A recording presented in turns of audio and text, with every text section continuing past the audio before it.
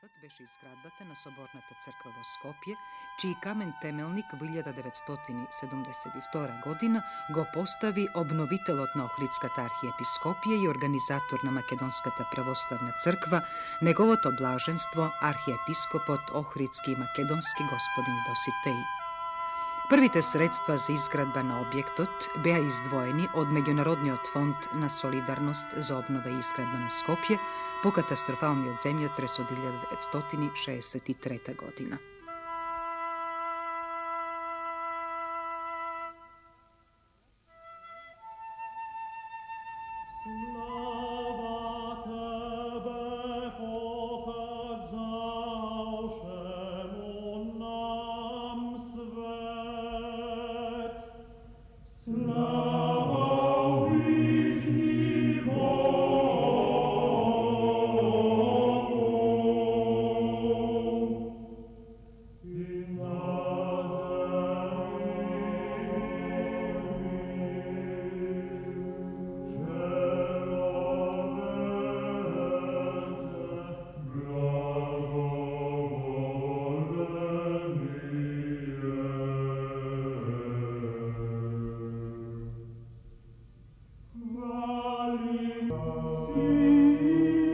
Храмот на Свети Климент, впрочем, како и сите православни храмови, се состои од три дела: предворје или нартекс, храм или наос и олтар.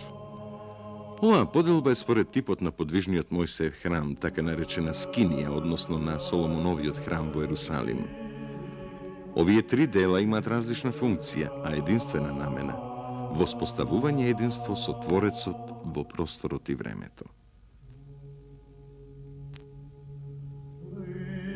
Предворјето е простор во кој престојуваат кандидатите, катехумени, за примање христијанство, односно за свето крштение.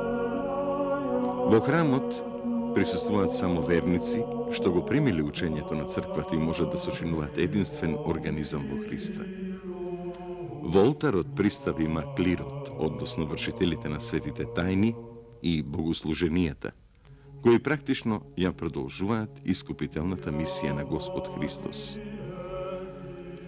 Олтарот од храмот е издвоен со иконостас, на кој доминантно место имаат иконите на Господ Исус Христос, Пресвета Богородица и Свети Климент Охридски, односно светителот во чие име на Бога е посветен храмот. Сите иконостасни ликови имаат за цел на верниците да им ја посведочат остварливоста и доживеаноста на верата како чин на спасението.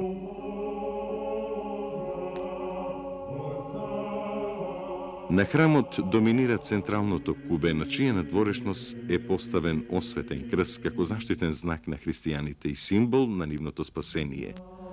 А во неговата внатрешност се живописува ликот на Христос, Пантократор, со значење дека Христос е глава на црквата.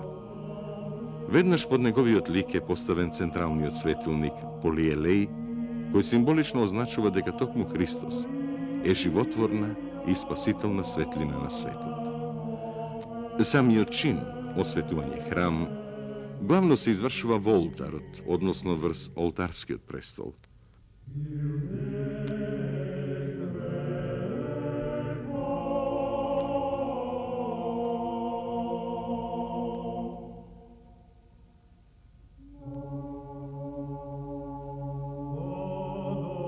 Отпочнува со трикратен литиски опход околу храмот, при што се носат честички од моштите на светителот Свети Климент, во чие име се извршува посветувањето.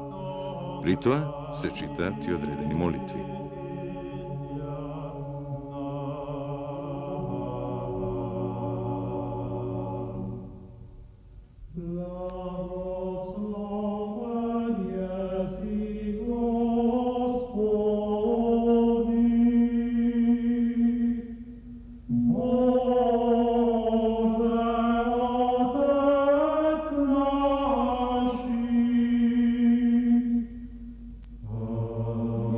Oh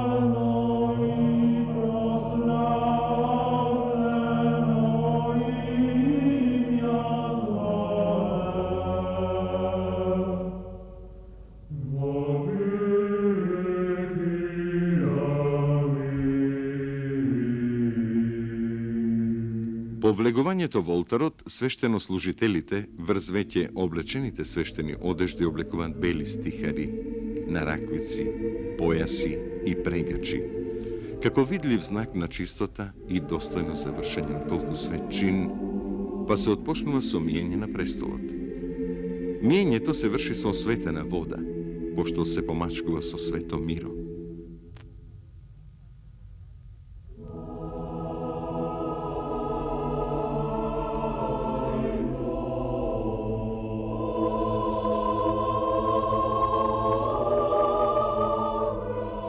На 4 агли од Светиот престол се прилепуваат ликови на 4 евангелисти со значење дека престолот се осветува и Евангелието се проповеда за спасение на луѓето од сите 4 страни на светот и дека од овој свет престол ќе можат да ја примаат бескрвната Христова жртва, светата причест. Сите православни верници, без оглед на нивната национална или расна припадност.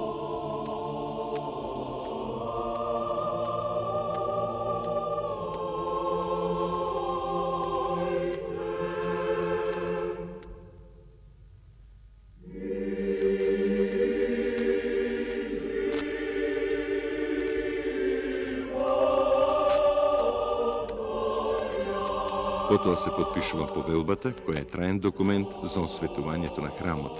И таа, заедно со моштите на светителот, се полага во центарот на Светиот престол и се запечатува со восхомастик, смеса, што посебно се подготвува за таа цел.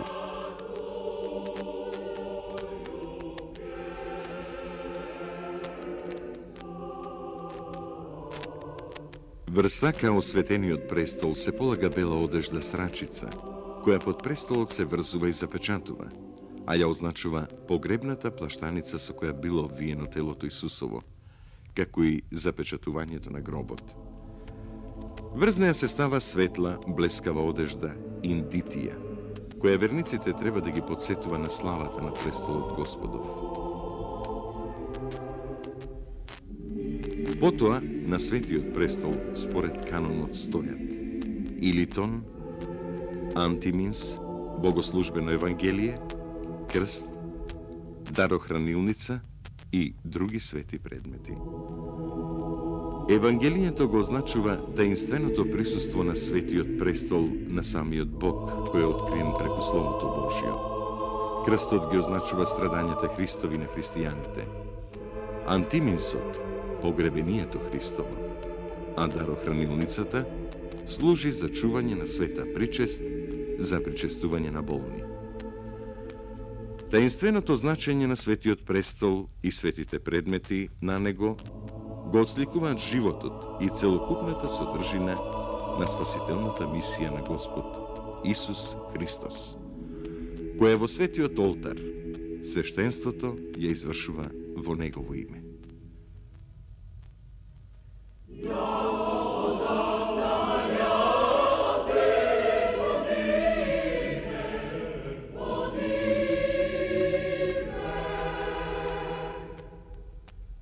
По чинот на осветувањето се служи божествена литургија, со што храмот ја отпочнува својата света мисија.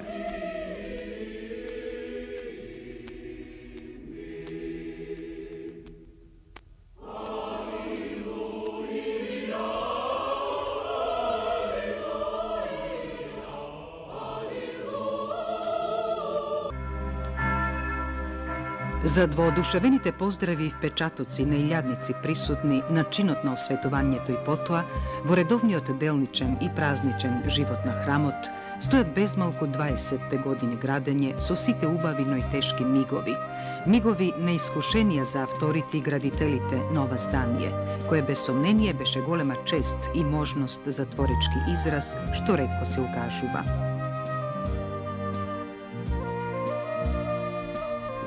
Јас од првиот момент се определив да одам кон модерна архитектура и модерна конструкција. Иако ми беше сугерирано да може би треба да се потвра на некои наши традиционални примери од сакралната архитектура.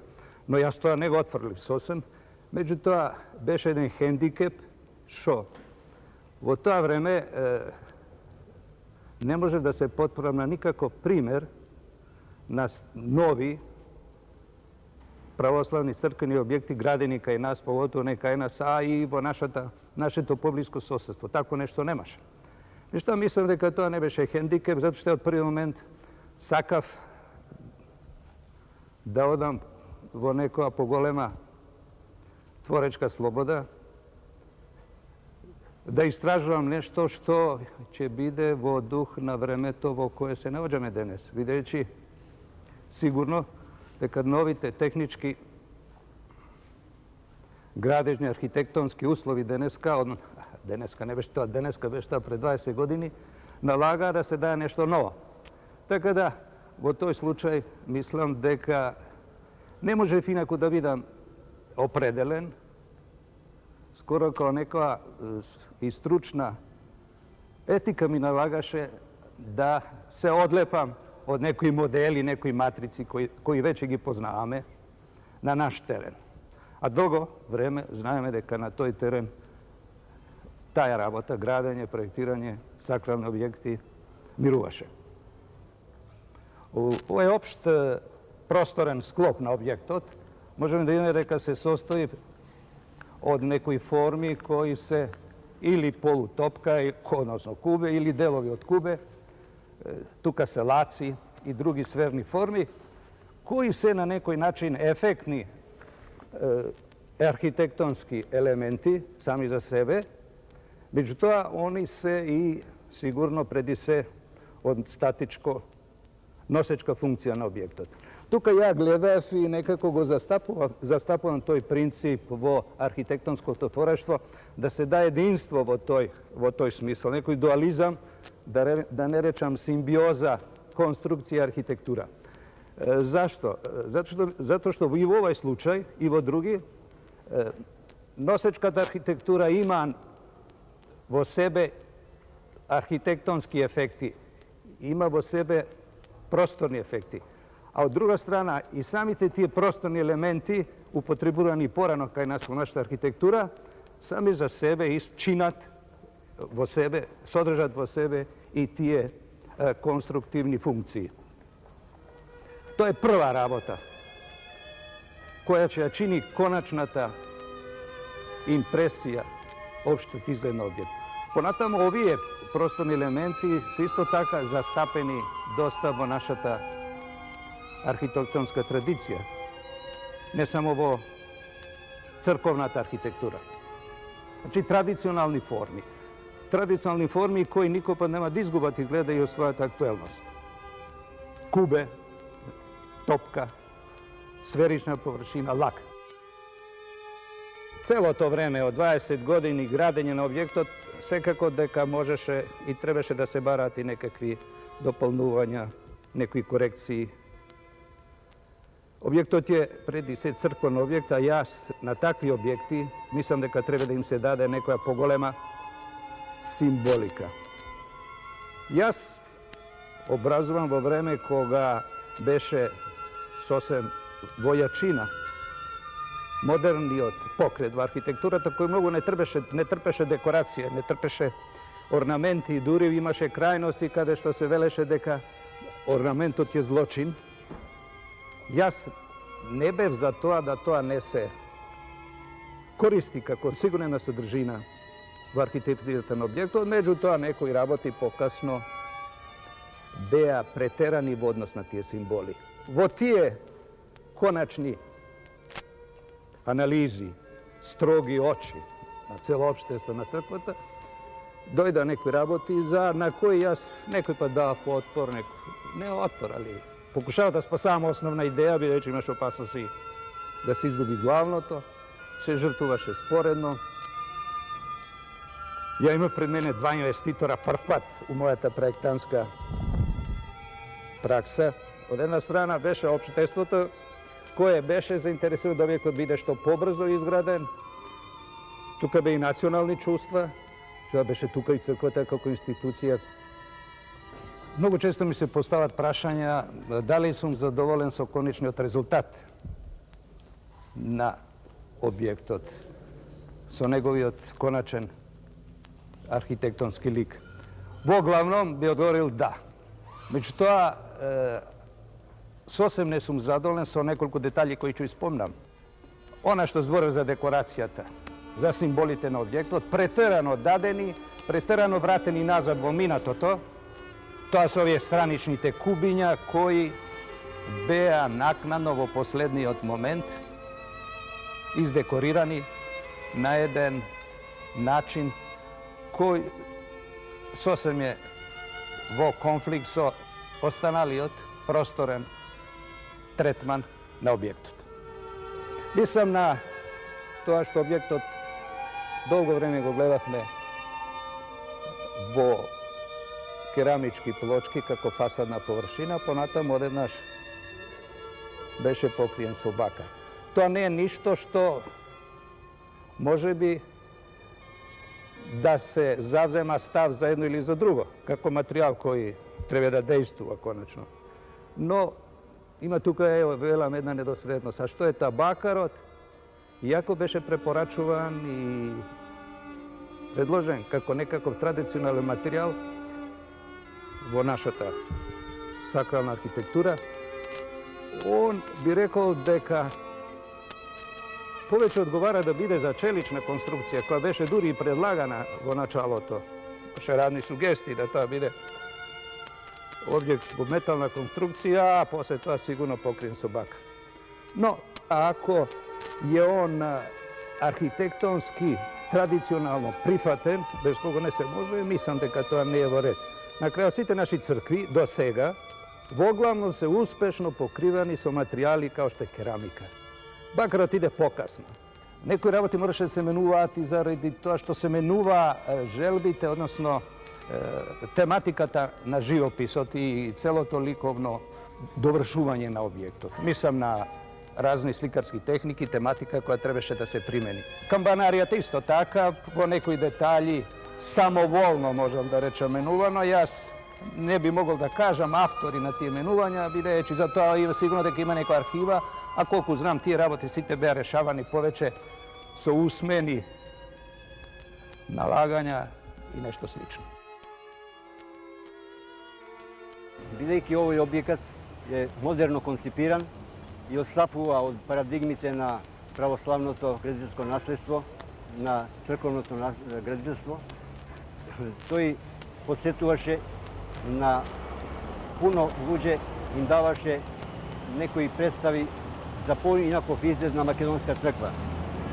Тоа веројатно беше можда и причина да се постави прашањето на трансформација на обликот на црквата, која што би била повеќе во континуитет на црквеното градителство во Македонија, црквено градителство на православни цркви.